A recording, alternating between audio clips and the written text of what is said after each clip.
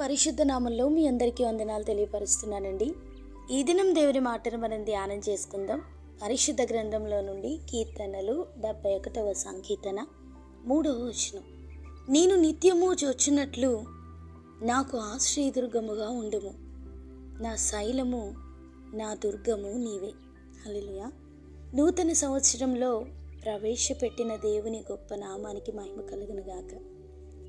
దేవుడు మీ జీవితాలలో ఈ నూతన సంవత్సరంలో ఆత్మీయంగా బహుగా ఫలించినట్లుగా ప్రతి ఒక్కరిని ఆయన నీరు కట్టి ఫలింపచేయనుగాక.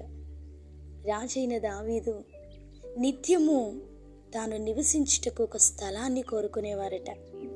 అది దేవుని మందిరం. తేజోమయుడైన దేవుని సన్నిధిని దావీదు గారు నివసించుటకు ఆశపడేవారు. నా దాగుచోటు నీవే, శ్రమలో నుండి నీవు నన్ను రక్షించేదవు అని దేవునిని ఆశ్రయముగా దావీదు గారు ఎంపిక చేసుకున్నారు. నీ సన్నిధిని సంతోషముతో అతనిని ఉల్లసింప చేయుము అని తన దేవుని సన్నిధిలో ఉన్న సంతోషాన్ని, ఉల్లాసమైన దేవుని సన్నిధి అనుభవాన్ని తన కీర్తనల ద్వారా తెలియజేస్తున్నారు. సదాకాలము యెహోవా యందు నా గురి నిలుపుచున్నాను, అందువలన నా హృదయము సంతోషించుచున్నది అని ఒక పర్యాయంలో దావీదు గారు మాట్లాడతారు.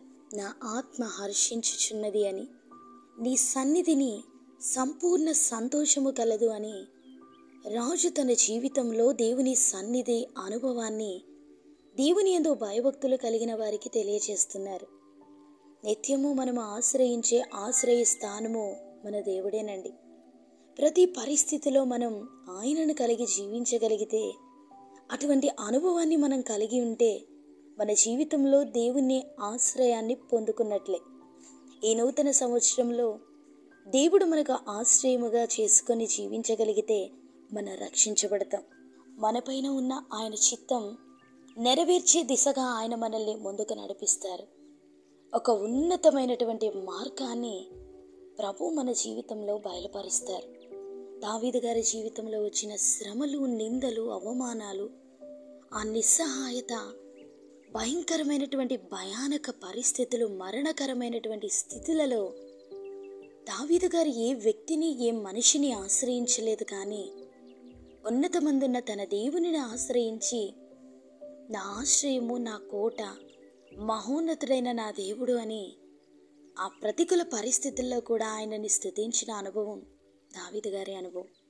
ఈ దినాన్ని నూతన సంవత్సరంలో, గడిచిన సంవత్సరంలో దేవునికి అవిధేయతగా జీవించామేమో, దేవుని సన్నిధిని నిర్లక్ష్యం చేశామేమో, దేవుడు తప్ప మనకు అందరూ సహాయం చేస్తారు అని విశ్వాసంతో లోకంలో జీవించామేమో. ఈ దినాన్ని దేవుడి మాటల ద్వారా ఈ నూతన సంవత్సరంలో ప్రభువుతో అడుగు వేయడానికి, ఆయనతో జీవించడానికి ఒక తీర్మానం మనం తీసుకొని వాక్యానుసారమైనటువంటి జీవితం కొరకు ప్రయాసపడితే, ఆశించగలిగినటువంటి ఆ ప్రాణాన్ని దేవుడు తృప్తిపరుస్తారు. కృప మీకు తోడైండునుగాక. ఆమేన్.